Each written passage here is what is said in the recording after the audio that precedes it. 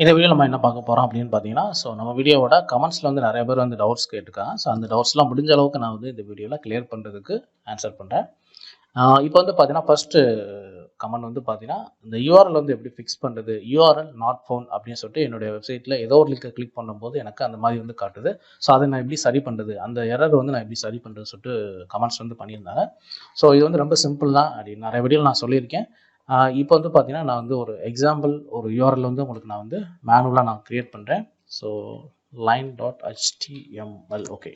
இப்போ வந்து பார்த்தீங்கன்னா, இப்போ என்ன சொல்லுது உங்களுக்கு வந்து sorry the page you are looking for this in this blog does not exist அப்படின்னு வருது. சில பேருக்கு வந்து 404 not found URL not found அந்த மாதிரி வரும். இந்த பேஜ் அதாவது ஏதோ ஒரு போஸ்ட் நீங்கள் கிளிக் பண்ணும்போது அதில் வந்து எதுவுமே கிடையாது, போஸ்ட் அந்த மாதிரி ஒரு போஸ்ட்டே கிடையாது, அந்த மாதிரி ஒரு லிங்க் அவங்களோட வெப்சைட்டில் கிடையாது அப்படிங்கிற மாதிரி வந்து காட்டும். அதுக்கு தான் 404 இந்த மாதிரிலாம் வந்து காட்டும். அண்ட் இது வந்து பார்த்தீங்கன்னா எஸ்இஓ ரேங்கிங்கை வந்து பாதிக்கும். அண்ட் டூப்ளிகேட் இந்த மாதிரி யூஆர்எல் வந்து உங்கள் வெப்சைட்டில் அதிகமாக இருக்குது அப்படின்னா மேபி அது உங்களுடைய எஸ்இஓ ரேங்கிங் பாதிக்கும். அண்ட் ஆட்சன்ஸ் அப்ளை பண்ணும்போதும் இதையும் வந்து பார்ப்பாங்க. ஓகே, இப்போ இந்த பிரச்சனையை வந்து எப்படி சால்வ் பண்ணுறது? நீங்கள் இந்த மாதிரி ஒரு போஸ்ட் ஓப்பன் பண்ணும்போது அது வந்து யூஆர்எல் நாட் ஃபவுண்ட் அப்படின்ற மாதிரி வந்துச்சுங்களா?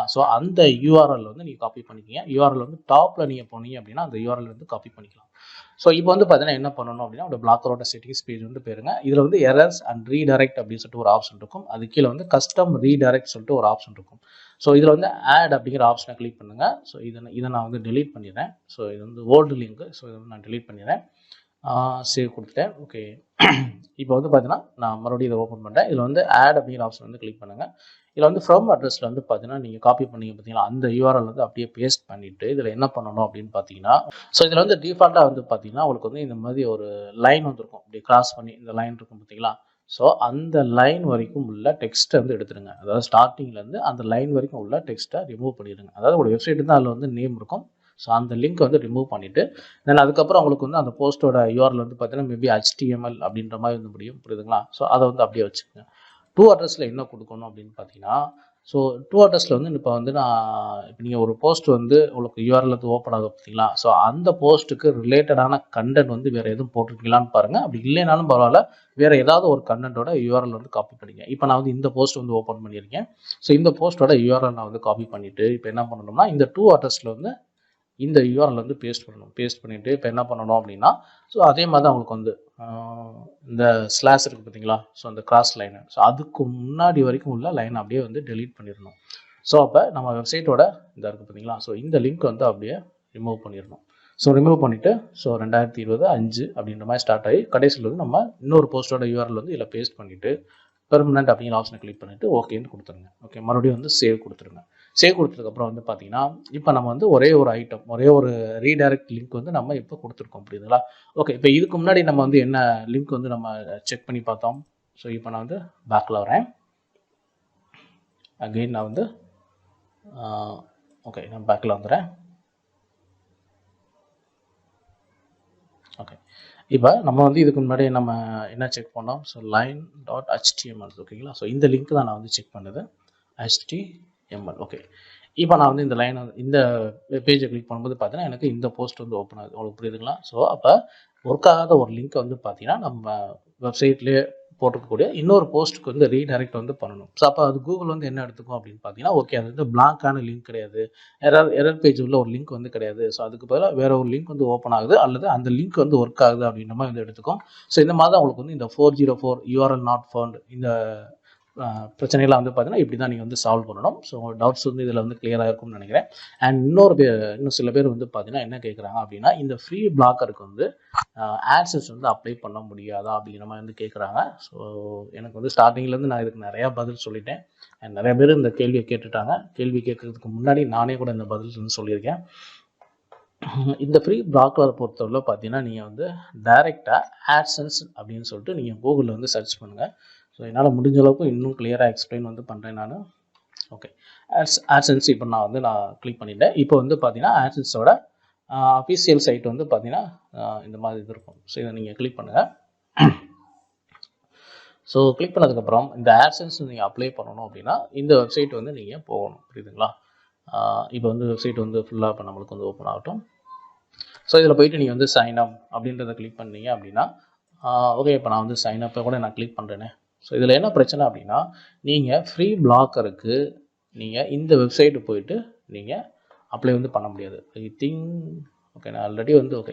இப்போ நீங்கள் இந்த மாதிரி போகிறீங்க பார்த்தீங்களா? ஸோ இந்த இடத்துல வந்து பார்த்தீங்கன்னா URL ஆஃப் யுவர் சைட் அப்படின்றது பார்த்தீங்களா? இந்த இடத்துல போயிட்டு உங்கள் வெப்சைட்டை நீங்கள் வந்து போட்டிங்க அப்படின்னா blogspot.com அப்படின்ற ஃப்ரீ URL இந்த இடத்துல போட்டிங்க அப்படின்னா உங்களுக்கு அந்த வெப்சைட் வந்து எடுத்துக்காது. அதுக்கு பதிலாக என்ன சொல்லுவோம் அப்படின்னு பார்த்தீங்கன்னா, இந்த சைட் வந்து உங்களால் வந்து இதில் அப்ளை பண்ண முடியாது. நீங்கள் எங்கே போயிட்டு அப்ளை பண்ணணும் அப்படின்னு சொல்லணும்னா உங்களோட பிளாக்கரோட செட்டிங்ஸில் போயிட்டு நீங்கள் அப்ளை பண்ணுங்கன்றோம். ஸோ இந்த பிளாக்கரோட செட்டிங்ஸ் வந்து இதில் போயிட்டு நம்ம எங்கே அப்ளை பண்ணுறேன்னு சொல்லிட்டு நிறைய பேர் மேபி கன்ஃபியூஸ் வந்து ஆகும். இதில் வந்து பார்த்தீங்கன்னா ஏர்னிங்ஸ் அப்படிங்கிற ஆப்ஷனை கிளிக் பண்ணும்போது இதில் சைன் அப் அப்படிங்கிற ஒரு பட்டன் வந்து உங்களுக்கு எனபிள் ஆகும். இதுக்கு முன்னாடி வந்து எனபிள் ஆகிட்டு இருந்துச்சு. பட் இப்போ ரீசெண்டாக வந்து பார்த்தீங்கன்னா அந்த மாதிரி வந்து யாருக்கும் எனபிள் வந்து பண்ண மாட்டாங்க. இதுக்கு முன்னாடி வந்து ஒரு 10 போஸ்ட் போட்டுட்டு ஒரு 10 டேஸ் கரெக்டாக 10 டேஸ் அந்த பிளாக் கிரியேட் பண்ணி ஒரு 10 போஸ்ட் போட்டு 10 டேஸ் கழிச்சு உங்களுக்கு இந்த இடத்துல ஏர்னிங்ஸ் அப்படிங்கிற ஆப்ஷன் பக்கத்தில் சைன் அப் அப்படிங்கிற ஒரு பட்டன் வந்து எனபிள் ஆயிரும். ஸோ அதை கிளிக் பண்ணி நீங்கள் வந்து டேரெக்டாக இந்த ஃப்ரீ பிளாக்கருக்கு டொமைன் வாங்காமலே இந்த ஃப்ரீ பிளாக்கர் நேம்லேயே நீங்கள் ஆட்சன்ஸ் வந்து அப்ளை பண்ணிக்க முடியும். புரியுதுங்களா? இதுக்கு முன்னாடி அந்த மாதிரி இருந்துச்சு. மேபி இப்போ வந்து யாருக்கும் அது வந்து எனபிள் ஆகுதா என்னன்னு எனக்கு தெரியல. ஒருவேளை உங்களுக்கு எனபிள் ஆச்சு அப்படின்னா எனபிள் ஆச்சுன்னா நீங்கள் அப்ளை பண்ணலாம். புரியுதுங்களா? இல்லை எனபிள் ஆகும்னு சொல்லிட்டு நீங்கள் வெயிட் பண்ணுறது எந்த அளவுக்கு அது பாசிபிலிட்டியாக இருக்கும்னு எனக்கு தெரியல. ஏன்னா நிறைய பேருக்கு வந்து அந்த மாதிரிலாம் வந்து காட்ட மாட்டேங்குது. ஸோ அதனால் இந்த ஃப்ரீ பிளாக்கரை நம்பி நீங்கள் ஆட்சன்ஸ் இதில் வந்து ஃப்ரீயாகவே நம்ம அப்ளை பண்ணலாம் அப்படின்னு சொல்லிட்டு நீங்கள் உட்காராதீங்க. முடிஞ்ச அளவுக்கு நீங்கள் டொமைன் வாங்குறதுக்கு வந்து ட்ரை பண்ணுங்கள். ஸோ டொமைன் வாங்கிட்டீங்க அப்படின்னா ஸோ இதே பேஜில் போயிட்டு நீங்கள் டொமைன் அந்த இதை போட்டு நீங்கள் அப்ளை பண்ணும்போது ஈஸியாக வந்து உங்களுக்கு அப்ளை வந்து ஆயிரும். புரியுதுங்களா? ஸோ ஃப்ரீ பிளாக்கரில் போயிட்டு நீங்கள் பண்ணணும் அப்படின்னா இந்த செட்டிங்ஸ் போய் தான் பண்ணணும். பட் நீங்கள் என்ன பிரச்சனை அப்படின்னா இந்த இடத்துல சைன் அப் அப்படிங்கிற பட்டன் வந்து வராது. நீங்கள் எவ்வளோ நாள் வெயிட் பண்ணாலும் சரி, இப்போதைக்கு வந்து இது நிறைய பேருக்கு ஒன்றும் வரல. ஐ திங்க் இது வெயிட் பண்ணுறது வேஸ்ட்டுன்னு நான் சொல்லுவேன். நான் டொமைன் வாங்கிட்டு நீங்கள் வந்து ஆட்சன்ஸ் அப்ளை பண்ணதா டக்குனு நீங்கள் வந்து அப்ளை வந்து பண்ணிடுங்க. ஓகே, இப்போ அடுத்து வந்து பார்த்தீங்கன்னா உங்களுக்கு வந்து அண்ட் சில பேர் வந்து பார்த்தீங்கன்னா இன்னும் எனக்கு வந்து நோ கண்டென்ட் பற்றி கேட்டிருக்காங்க. நோ கண்டென்ட் அந்த பிரச்சனை அப்படின்னு. ஃபஸ்ட்டு வந்து என்ன பண்ணுறீங்க அப்படின்னா நம்ம சேனலோட ஹோம் பேஜ் வந்து போங்க. நிறைய பேர் தயவு செஞ்சு சொல்கிறேன் போயிட்டு என்கிட்ட ஒரு டவுட்ஸ் கேட்கறதுக்கு முன்னாடி அது ரிலேட்டடான வீடியோஸ் வந்து நான் போட்டிருக்கேனா அப்படின்னு சொல்லிட்டு நம்ம சேனலோட ஹோம் பேஜ் வந்து போங்க.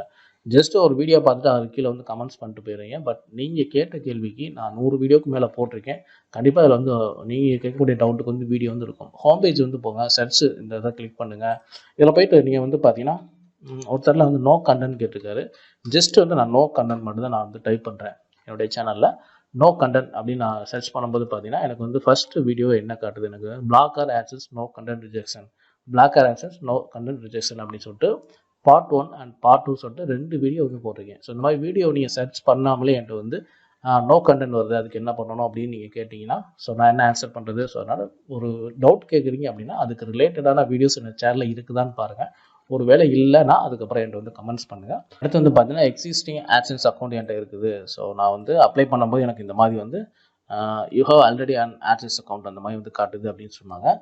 ஸோ ஜஸ்ட்டு சிம்பிள் தான், யூ ஹாவ் ஆல்ரெடி ஆட்சன்ஸ் அப்படின்னு போடுங்க. போட்டுட்டு டைப் பண்ணுங்கள். டைப் பண்ணோடனே அதுக்குண்டான வீடியோஸ் வந்து நம்ம சேனலில் வந்து இருக்குது. You have already have an AdSense account, problem solve. இது எப்படி ப்ராப்ளம் வந்து சால்வ் பண்ணுறது அப்படின்னு சொல்லிட்டு வீடியோ வந்து இருக்குது. புரியுதுங்களா? ஸோ உங்களுக்கு என்ன டவுட்ஸ் இருக்குது அல்லது உங்களுக்கு என்ன ப்ராப்ளம் இருக்குதோ இல்லை ஆட்சன்ஸ் அப்ளை பண்ணிவிட்டு என்ன மாதிரி ரிஜெக்ஷன் வருது அப்படின்ற அந்த டைட்டில் வந்து ஜஸ்ட் நீங்கள் நம்ம ஹோம் பேஜ் போய்ட்டு நீங்கள் சர்ச் பண்ணாலே போதும். அதற்கு உண்டான வீடியோஸ் வந்து எல்லாமே உங்களுக்கு வந்து நம்ம சேனலில் வந்து அவைலபிளாக இருக்கும். ஒருவேளை இல்லை அப்படின்னா எனக்கு வந்து வீடியோஸ் வந்து கமெண்ட் பண்ணுங்கள். அந்த மாதிரி வீடியோஸ் நான் மேக் பண்ணுறதுக்கு வந்து ட்ரை வந்து பண்ணுறேன். அடுத்து வந்து பார்த்தீங்கன்னா நம்மளுக்கு வந்து இந்த மெனுவை பற்றி கேட்டிருந்தாங்க. ஸோ இந்த மெனு வந்து நம்ம ஸோ ஒரு டேக் கிரியேட் பண்ணிட்டோம். அதில் வந்து எப்படி மல்டிபிள் போஸ்ட் வந்து நம்ம இது பண்ணுறது அப்படின்னு சொல்லிட்டு வந்து கேட்டிருந்தாங்க. ஸோ ரொம்ப சிம்பிள் தான். உங்களுடைய பிளாக்கரோட செட்டிங்ஸ் வந்து போங்க. ஸோ நீங்கள் வந்து ஒரு போஸ்ட் போகிறதுக்கு முன்னாடி நீங்கள் வந்து ஃபஸ்ட்டு நீங்கள் ஒரு போஸ்ட் போடும்போது அதுக்கு வந்து லேபிள் வந்து நீங்கள் கிரியேட் பண்ணியிருந்தீங்க. இந்த பிளாக்கரோட செட்டிங்ஸ் பேஜ் நான் வந்து போகிறேன். இப்போ நீங்கள் ஒரு கேட்டகரியில் அல்லது ஒரு டேக் நேமில் நீங்கள் இந்த ஒரு போஸ்ட் வந்து போட்டுட்டீங்க. அதில் அடுத்து போடக்கூடிய போஸ்ட்டும் அந்த லேபிளில் வேணும் அப்படின்னா நீங்கள் அடுத்த போஸ்ட் என்ன பண்ணுவீங்க, இந்த மாதிரி போஸ்ட் போகிற ஆப்ஷன் போயிட்டு நீங்கள் டைட்டில் போஸ்ட் இந்த டெக்ஸ்ட் எல்லாம் போட்டுட்டு என்ன பண்ணுவீங்க, ரைட் சைடு பார்த்தீங்கன்னா உங்களுக்கு வந்து லேபிள் இருக்கும். இதுக்கு முன்னாடி நீங்கள் லேபிள் கிரியேட் பண்ணியிருந்தீங்கன்னா அதே நீங்கள் இந்த இடத்துல வந்து காட்டும். ஜஸ்ட் வந்து டிக் பண்ணிட்டீங்க அப்படின்னா உங்களுக்கு வந்து ஆட் ஆயிரும். அந்த லேபிள்லேயே நீங்கள் போடக்கூடிய போஸ்ட்டு உங்களுக்கு வந்து ஆட் ஆயிரும். இல்லை புதுசாக வந்து கிரியேட் பண்ணணும்னா மேலே போய்ட்டு ஆட் லேபிள் அப்படின்னு போட்டு என்ன லேபிள் வேணுமோ அதை டைப் பண்ணிட்டு நீங்கள் பப்ளிஷ் பண்ணிட்டீங்கன்னா போதும். அந்த லேபிளில் வந்து உங்களுக்கு வந்து இந்த பிளாக் வந்து உங்களுக்கு சேவ் ஆயிரும். புரியுதுங்களா? ஸோ இந்த மாதிரி வந்து ரொம்ப ஈஸி தான் இது வந்து. இல்லை உங்களுக்கு வந்து இந்த மெனு கிரியேட் பண்ணுறதுலேயே உங்களுக்கு இன்னும் பிரச்சனை இருக்குது அப்படின்னா நம்ம பிளாக்கரோட ஹோம் பேஜ் வந்து போங்க. ஸோ ஹோம் பேஜ் போனதுக்கப்புறம் வந்து பார்த்தீங்கன்னா ப்ராப்பர் மெனு அப்படின்ற மாதிரி கிளிக் பண்ணுங்கள். அல்லது மெனுனோட நீங்கள் வந்து கிளிக் பண்ணுங்கள், ஒன்றும் பிரச்சனை கிடையாது. So how to create proper main menu and sub menu in blogger. இதில் போனீங்க அப்படின்னா உங்களுக்கு வந்து இந்த மெயின் மெனு அது கீழே வந்து சப் மெனு, தென் அந்த சப் மெனுக்கில் வந்து எப்படி தனியாக வந்து ஒரு பேஜ் கிரியேட் பண்ணுறது அப்படின்னு சொல்லிட்டு ஸோ ரொம்ப டீட்டெயிலாக வந்து சொல்லியிருப்பேன். வீடியோட லென்த்து பார்த்தாலே தெரியும், 20 நிமிஷத்துக்கு நான் வந்து போட்டிருப்பேன். ஸோ ரொம்ப டீட்டெயிலாக வந்து சொல்லியிருப்பேன். கண்டிப்பாக வந்து இது மல்டிபிள் மெனு, அதாவது மெயின் மெனு அது கீழே சப் மெனு, தென் சப் மெனு கீழே வந்து பார்த்தீங்கன்னா இன்னொரு பேஜ் கிரியேட் பண்ணுறது, இந்த மாதிரி கேட்டகரியில் இல்லை இந்த மாதிரி ஃபார்மேட்டில் உங்களுக்கு கிரியேட் பண்ண தெரியல அப்படின்னா கண்டிப்பாக இந்த வீடியோ போய் பாருங்கள், ரொம்பவே வந்து ஹெல்ப்ஃபுல்லாக வந்திருக்கும். ஸோ இந்த வீடியோவில் வந்து பார்த்தீங்கன்னா ஐ திங்க் ஓரளவுக்கு சில பேரோட டவுட்ஸ் நான் கிளியர் பண்ணியிருப்பேன்னு நினைக்கிறேன். அண்ட் மேலும் உங்களுக்கு வந்து டவுட்ஸ் இருந்துச்சு அப்படின்னா வீடியோட கமெண்ட்ஸில் தெரியப்படுத்துங்க. அண்ட் டவுட்ஸ் கேட்கறதுக்கு முன்னாடி நம்ம சேனலோட ஹோம் பேஜ் போயிட்டு உங்களுக்கு என்ன மாதிரி டவுட்ஸ் இருக்குது, இல்லை உங்களுக்கு என்ன மாதிரி ப்ராப்ளம் இருக்கோ ஸோ அதை வந்து டைப் பண்ணி நீங்கள் வந்து சர்ச் பண்ணுங்கள். அப்படி கிடைக்கல அப்படின்னா வீடியோட கமெண்ட்ஸில் தெரியப்படுத்துங்க. இந்த வீடியோ பிடிச்சா லைக் பண்ணுங்கள், ஷேர் பண்ணுங்கள். ஸோ நம்ம சேனலில் பிளாக்கர் சம்பந்தமான A to Z வீடியோஸ் அவைலபிளாக இருக்குது. ஸோ மறக்காம நம்ம சேனலை சப்ஸ்கிரைப் பண்ணி வச்சுக்க. தேங்க்யூ ஃபார் வாட்சிங்.